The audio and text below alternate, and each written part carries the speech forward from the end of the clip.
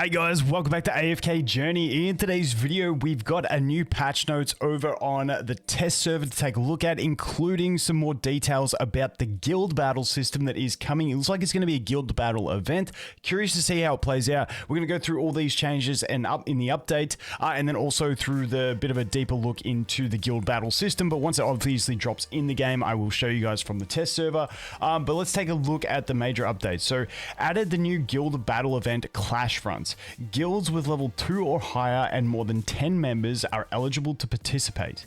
Team up with guildmates to earn generous rewards.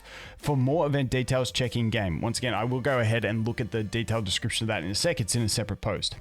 Added the Waves of Intrigue Season Clan Reputation Water Rights Clan Quest series. After completing the main quest Immortal Showdown and side quest Start Afresh, players can access reputation quests via the prayer book to raise the clan reputation level and earn great rewards. So you basically finish all the story for the season and you'll get into it. Now, I'm hoping this is not just herding birds into a circle the whole time. I do hope it's something a bit different, or even just something a bit easier. It's just mundane hurting those birds, and I just don't want to do that anymore. So we'll have to see what these clan reputation quests are.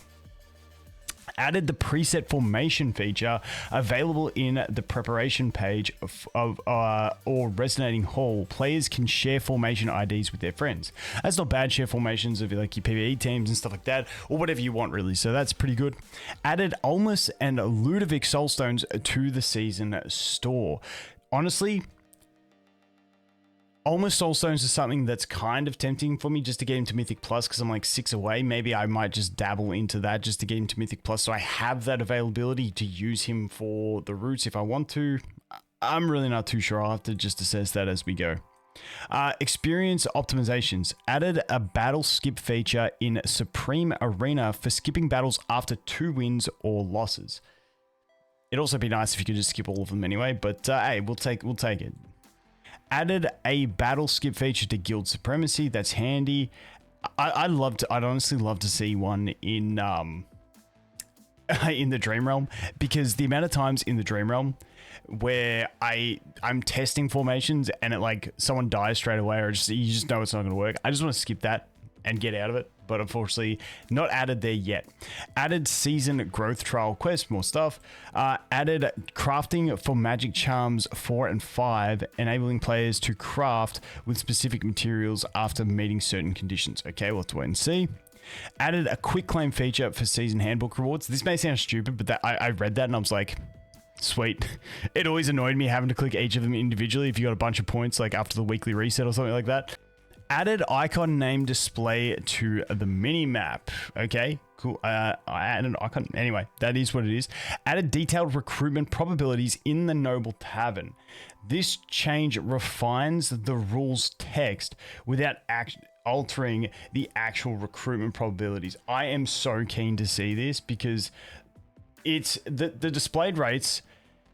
What is like what the 3%, and every time I summon I rage and I say this is not what the rates are. Now I have heard that apparently people have worked out that it's got like a higher rate for your early pulls and then it goes down as you go along for each pull, and then the rates they display are including the pity, which I think is really disgusting because like I can't think of any other game I've played where they only show you the rates based on the pity included. Every other game has, this is your raw rate and this is your rate including the pity. But like I said, I'm so curious to see how this works, because apparently it's like your first summon, like when you've got no pity build, is the highest rate, and then the rate drops down from there on in. So I'm honestly super curious to see what the actual rates are, because like I said, apparently the whole percentage that you see in the info is not the actual rate. So I'll update you guys on that one when the patch goes live, because I'm super curious to see everything to do with that. Increase the floor difference, Increase the floor difference limit between faction. Okay, so basically in the faction towers, you can have 30 levels difference between them. Reduce the cooldown for season faction talent reset. Optimized various guild features. Players retain activeness when changing guilds. Transfer guild. I don't think there's anything massive in here. This is just more housekeeping stuff for guilds. Optimize the visual design of defense map arena. Okay. Optimize the cosmetic preview interface. Okay. Optimize squad member follow issues during auto battle. Optimized the guide for bestial brawl. I don't think there's anything really important in here. Moved to a second pop-up. Lift restrictions for Android for ultimate animations. AFK auto progress can be done in energy saver mode.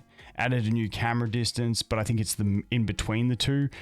Widened the ranking range for reward tiers in guild supremacy mode. Okay, combat mechanics, Dream Realm boss. These look, I quickly browsed over these, and it looks like these are all just like sort of like, you know, text change or fixing issues that happen in rare situations. So I'm not going to dive deep into those. Bug fixes fixed an issue in the arena and Supreme Arena when Brian and Iron had different ultimate casting orders when both were deployed on symmetrical positions. Okay, that's just like, you know how like if it's saying a foremost ally is like the left hand side when you deploy, I'm assuming it's something to do with that, and like the ultimate timing for who gets interrupted by Lily May, let's say, is dependent on who's the furthest forward. I believe it's just like refining that, because in some cases I guess it was bugging out. I don't think there's anything else massive in here. Discrepancy in skill descriptions. Okay, it's just skill description stuff. Talent trials. Nah, there's nothing crazy else in here. We will jump into the guild battle notes and take a look at that. Fixed an issue. We're using the talent. Yep, nah, we're good. Let's jump over into this one over here and take a deeper look at the event preview, Clashfronts. If this event goes really well, I'm hoping it's more of a regular thing, because I do like these types of things, but we do need to get the cross-server guilds happening. That's a very important thing. The new guild battle event, Clashfronts, will launch after October 12 update. What's the date today? Okay, that's tomorrow. Rally your guildmates to fight for the ultimate prize. Requirements: guilds must be level 2 or higher with at least 10 members to participate.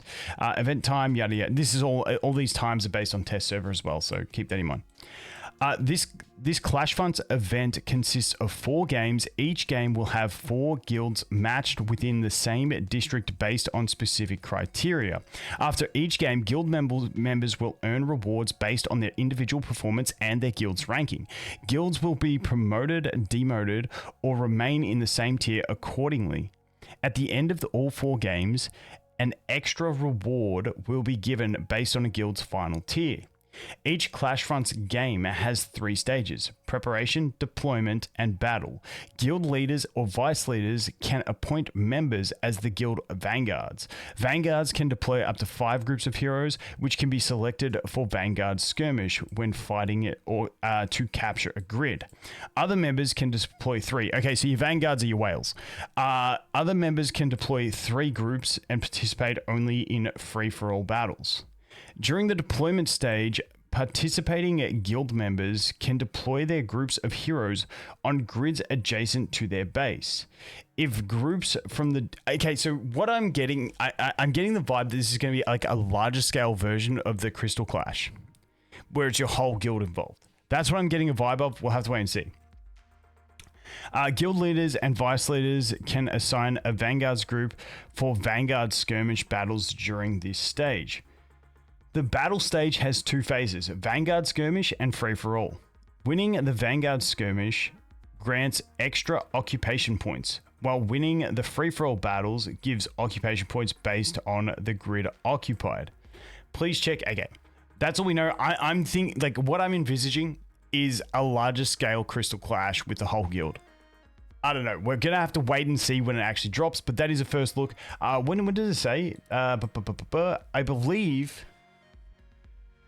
October 12 after update. When is the update? Let me just check the time here. I'm thinking it's after reset, after our next reset, but it might be later than that. So just keep that in mind. So let's go ahead. Patch notes. 7 a.m. till 8 a.m. UTC. Dude, I don't even know. Whenever it happens, I'll update you guys. But that is going to be it for this one. As always, thanks for watching. Hope you have an awesome day, and I look forward to seeing the next one. Cheers.